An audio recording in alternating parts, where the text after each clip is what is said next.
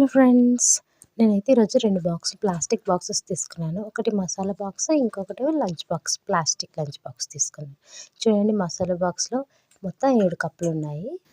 7 కప్పులతో పాటు ఒక స్పూన్ కూడా ఇచ్చారు. క్వాలిటీ అని అంటే చాలా బాగుంది క్వాలిటీ పరంగా.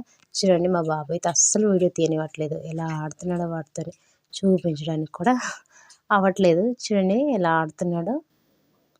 అస్సలు చెప్పిన మాట అంటే వినడు. వాడు చెప్పింది మనం వినాలి. చూడండి, అస్సలు లాగేస్తున్నాడు. ఎలా ఆడుతున్నాడు చూడండి అక్కడ ఉన్న డొక్కులతోని. అలాగే ఇంకా స్పూన్ తీసుకుని వాటితో తిన్నట్టు ఎలా యాక్ట్ చేస్తున్నాడు చూడండి.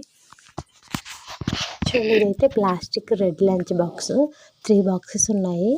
చూడండి, ఇవి సేమ్ అప్పట్లో స్టీల్ బాక్సెస్ ఇలా వచ్చేవి. ఇప్పుడైతే ప్లాస్టిక్ బాక్స్ ఇలా ఉంది చూడండి. నాకు ఇది బాక్స్ అయితే చాలా నచ్చింది, అందుకోసం తీసుకున్నాను నేను. మనం బయటికి వెళ్ళేటప్పుడు పిల్లలకైనా లేకపోతే మనమైనా ఎక్కడికైనా వెళ్ళేటప్పుడు ఈజీగా క్యారీ చేయడానికి బాగుంటుంది, అందుకోసమే తీసుకున్నాను.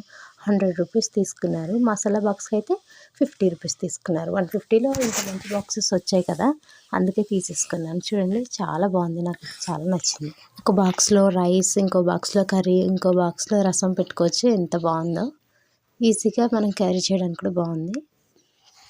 చూడండి, వీటిని ఇలా ఓపెన్ చేసి మళ్ళీ స్టెప్ బై స్టెప్ పెట్టుకొని మళ్ళీ ఈజీగా క్లోజ్ చేసేవచ్చు. మనం నీట్గా క్లోజ్ చేయాలి, లేదంటే విరిగిపోతాయి. కొంచెం కేర్ఫుల్గా వాడుకోవాలి, ఎందుకంటే ఇది ప్లాస్టిక్ కాబట్టి. చిన్నపిల్లలకి ఇచ్చామనుకోండి పగలగొట్టేస్తారు. మనం కొంచెం కేర్ఫుల్గా యూజ్ చేసుకుంటే ఎక్కువ రోజులు అనేది వస్తుంది. స్టీల్తో పోల్చుకుంటే ఇది తక్కువ కాబట్టి మనం నీట్గా వాడుకోవాలి. Bye friends, like, share and subscribe.